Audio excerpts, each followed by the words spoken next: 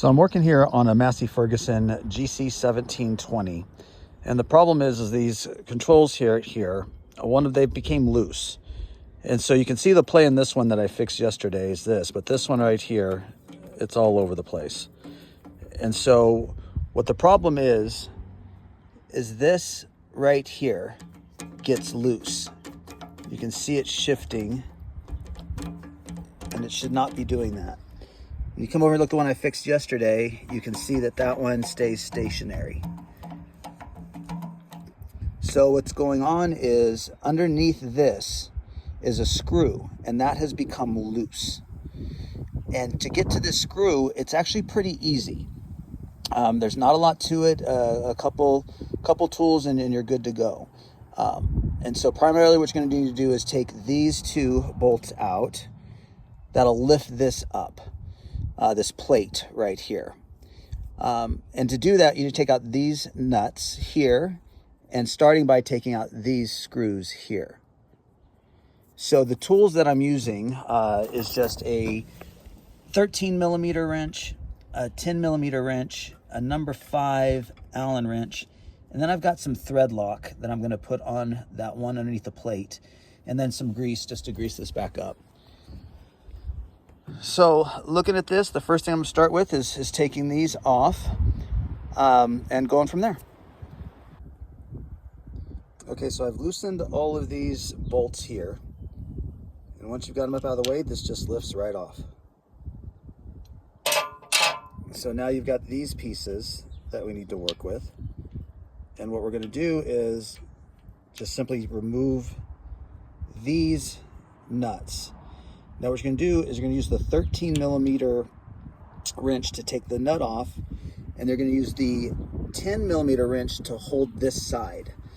A little hard to see, but you can see right in here, if you look closely, it's flat on two sides underneath. So you can actually set that 10 millimeter wrench on this to keep it from spinning so you can get this nut off.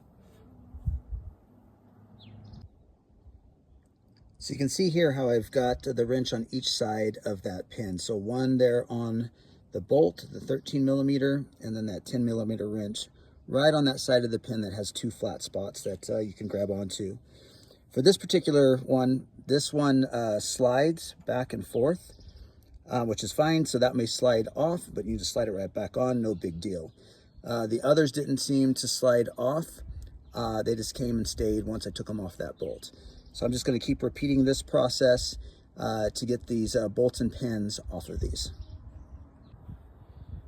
Okay, so now we've removed all those bolts and pins from each of these sides. And now what's going to happen is going to take out these two bolts. And that way this whole plate, this entire silver plate here, is going to lift up. These two pins here are going to remain stationary, but this one is going to come with it. That way we can get underneath and tighten up that screw.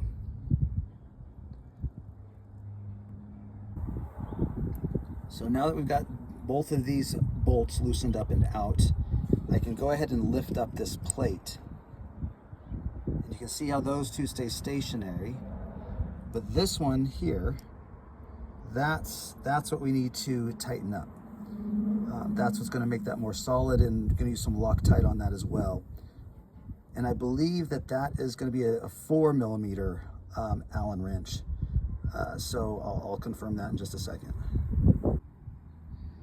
So just want to confirm that yes, that is a 4 millimeter Allen wrench to remove that. So I went ahead and unscrewed it, and you can see that this comes right off.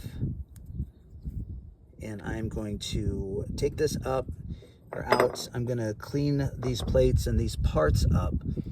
Just getting the grease off of them, getting all the gunk, and then I'm going to start reassembling these.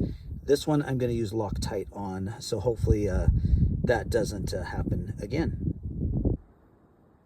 Okay, got that back in. Just a couple things to note. Make sure that this wider piece of this flange right here is on the inside versus that shorter piece there. You can see you've got all that in, got some Loctite in there. What you want to make sure as you're doing this is this stays as straight as possible going this way for that other pin to come into. As you're tightening that, this has a tendency to want to turn. either way, and so you just want to make sure this ends up straight. Also, just wanted to point out that there is nothing that's going to go in this hole right here, so don't let that confuse you. Just look to the other side, and you can kind of see the same pattern for this one. So that was one nice thing of having two as a reference point. So anyway, just want to point that out, and I'll start reassembling. All right, so I'm going to start screwing these two back in. But just wanted to point out there's nothing that's going to go in this one again. That this is pretty perpendicular. It's just the way I wanted it to come out this way. So that's good. And I also wanted to point out that these do turn. So that's okay. That'll actually give you a little play when you start getting into there to start putting in the bolts. It's actually really nice that it does that. So I'm going to go ahead and tighten these up and start doing the bolts. Okay, one of the things I wanted to point out is that with these pins, you've got one that's slightly shorter, one slightly longer. Pay attention to that when you're putting those back. So this slightly shorter one goes on the back left, and this slightly longer one goes on the back right. So I'll point that out shortly.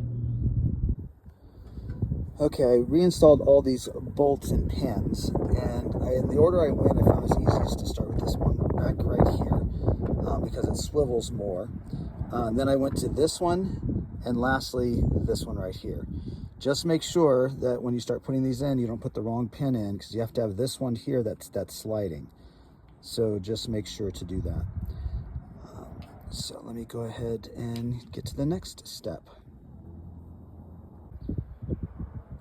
Okay, we've got all of the pins and the bolts back on. Again, just pointing out that the shorter goes to the left, the longer one over here on the right. And this is going to help when we start lining up to put back on the handle. So we're going to do that in just a sec. Okay, so just want to show right here, you can see how the handle here is seated.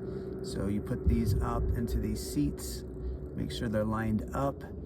May take just a little bit of work. It's not hard, you just have to make sure they're lined up, and then place the bolts in and then screw them down. Okay, I've got this all reassembled. It's looking pretty good. You can see now it does not have the play that it had.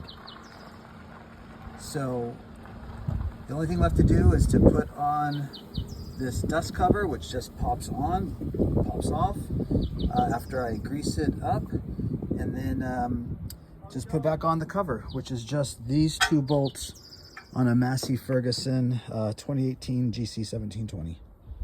Thanks for watching.